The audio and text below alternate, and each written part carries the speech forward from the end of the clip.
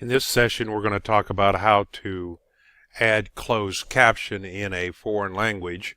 I don't speak Swahili, but we have a very close friend that does and helps me with the website, and so I'm going to pretend that I can speak Swahili, and we're going to convert the closed caption and include Swahili. First thing always is to pick the video or teaching lesson that you want to close caption. I mean, that's the first thing always. Which one do you want to do? So we ask that you go to our website and you go to the Swahili web page, which if you're a Swahili speaker, that would be nice and easy. And I know from just my experience that this is the word for watch. I'm sorry, talks. This is all the talks.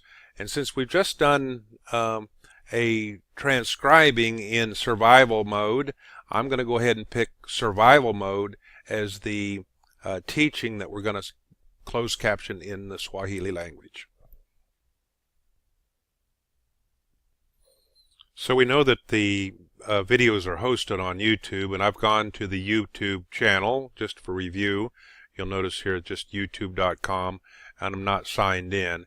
Once again, I encourage that you sign in with the channel that's yours, the one that you are familiar with, and so you see me now signed in my channel. The reason for that is that I can get credit for the work that I've done, and we can kind of guide and keep in touch with those that are helping us in this lesson.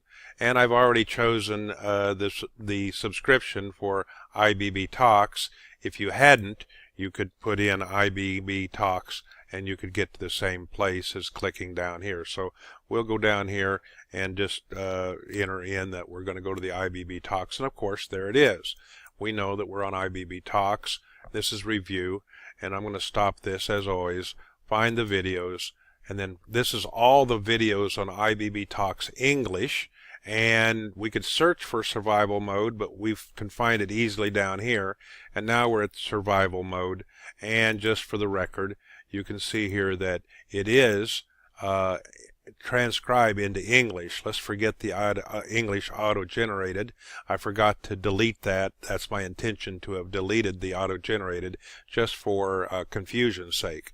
But we know it's in English. It's important now that you kind of think about this, that since the teaching was in English and it's already transcribed in English, there's a lot of cleanup that was done, and I would suggest you not pick a teaching. First of all, pick it from the Swahili pages of our website, but also be sure that it's already transcribed in its native language. Now, it's transcribed in its native language. Once again, we go to those three little dots. That tells us add translations, and now we're going to start adding these translations. And you'll notice that it comes back up where we were in English. I've just learned this just a few minutes ago, but there's more than one way to get to the same destination. I just discovered that we can go here to the switch languages. So when I switch languages, it's going to say, hey, I'm in English and I want to translate into, in this case, there's 188 languages already with the help. Let's go to Swahili, and there it is, Swahili. So YouTube has helped us a lot. We're going to go for start transcribing or translating into the Swahili language. At this point, you'll notice that it says English to Swahili, and we've got the English version already here in place that's been corrected here in our earlier lesson, so we know that we have closed caption. And it's an interesting feature at this point. You have a choice as a Swahili speaker. I'm not Swahili speaker, so I could just start talking anything and typing in here. But I have the English above for me to look at. I have the audio to listen to. I'm sorry. And so I have quite a few aids here that would help me listen or read above. Another option that's in front of you, and this is a nice option, is to go ahead and auto-translate into the Swahili language according to the YouTube assistance, or that's in essence Google Translation. So once again, at this moment, it looks like it's all in Swahili because we have English on top, we have Swahili in the underneath on each individual box. You'll see now again why it was important back in the earlier step to make the English language first.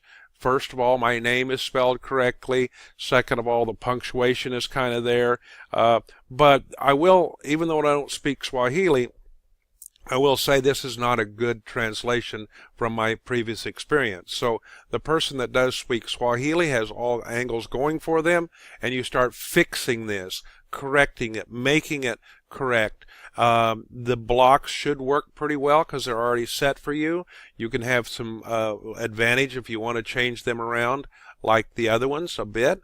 Could be, but more than likely it'll be pretty close. So I'm just going to assume that I know Swahili, and I've gone down each one of these lines. Notice here, there's the English, and right below it is the Swahili.